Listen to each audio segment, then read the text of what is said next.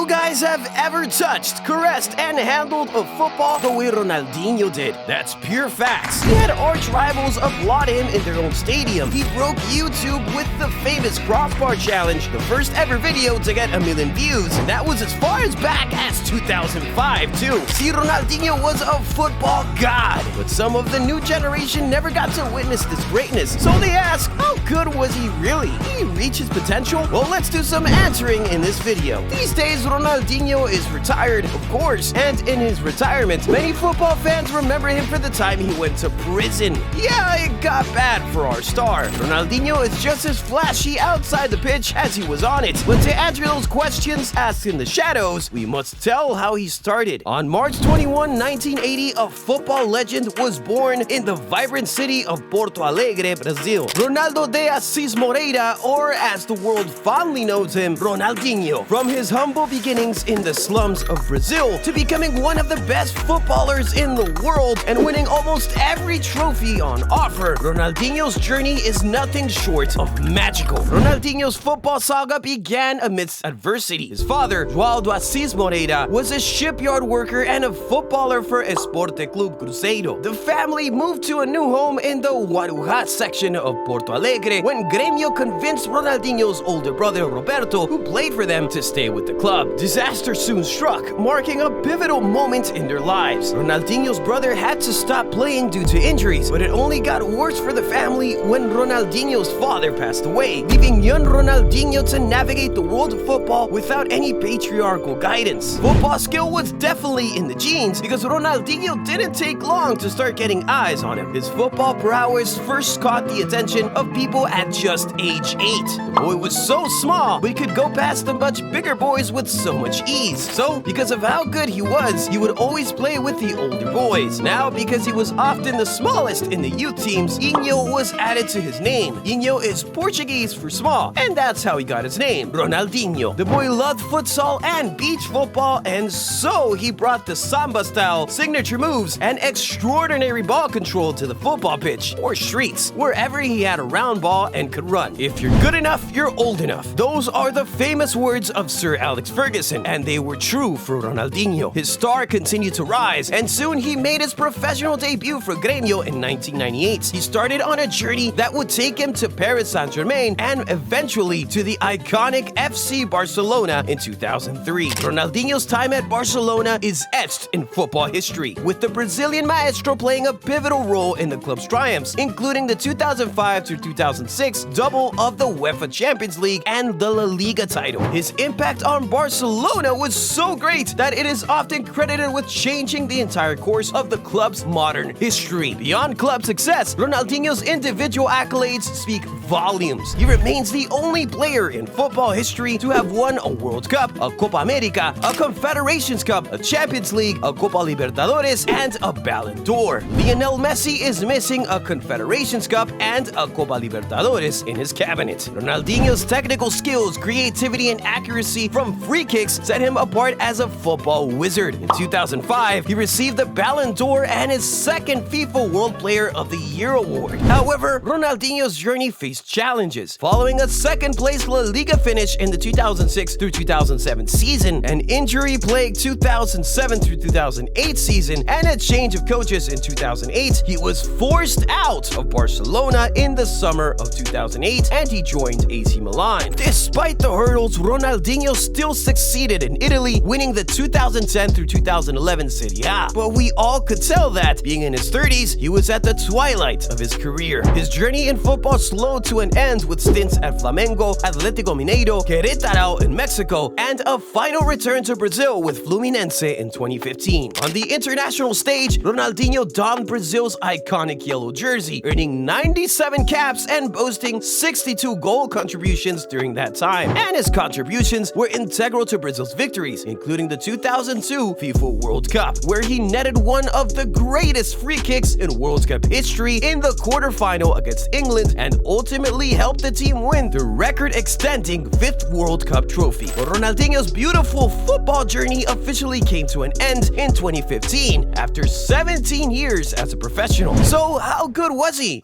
Listen to this. Well, he was so good that in November 2005, Real Madrid fans gave him a standing ovation at the Bernabeu after he scored 2 goals against them during a fiercely contested El Clásico game. He was so good that ESPN called him skillful by nature and described his bag of tricks as unparalleled. His shimmy and shake goal against Chelsea is a perfect advert for what the guy could do. Zlatan Ibrahimovic is not one to easily praise anybody, but the Brazilian wizard was so good that Zlatan had to confess that prime Ronaldinho was nothing short of phenomenal, turning opposition players into mere children on the pitch. He was so good that his teammates and coaches never hesitated to sing his praises. Edgar Davids called him the pinnacle of skill and trickery and said he was the best player with whom he ever shared the field. Juninho said he was the most skillful player he had ever witnessed. Carles Puyol said he gave Barcelona their spirit back and made them smile again. And Frank Rijkaard said he had something special each time he touched the ball. Ronaldinho was so good that in 2019, Top Football Reporters 442 hailed him as possibly the best technician in the history of football in Brazil, placing him in 5th spot in their list of 101 greatest football players of the last 25 years. He is so good that he currently sits in AC Milan's Hall of Fame despite playing there for just 2.5 years. Yes, Ronaldinho was that good, but did he really reach his potential? I mean, this guy completed football. He won the Champions League, numerous league titles, the Copa America, the World Cup, and even the Ballon d'Or. How many players in football history can boast of that? Ronaldo Nazario never won the Champions League, Neymar never won the FIFA World Player of the Year award, and Pelé never won the Ballon d'Or. Maradona never won the Copa Libertadores, Messi never won the Confederations Cup, Cristiano never won the World Cup. But here you have Ronaldinho, who won all of them. Only 9 players in football history have ever won the Champions League, World Cup, and Ballon d'Or, and Ronaldinho is one of them. Come on! This man really reached the very apex of football, but these questions about him reaching his potential always pop up because the wizard had one big problem. He lacked discipline in training, and his lifestyle was crazy. Ronaldinho liked to party so much that it contributed to him being forced out of Barcelona in 2008 when he was just 28 because Pep Guardiola didn't want him to be a negative influence on a young Lionel Messi. So you look at all of that and just think he could maybe have been more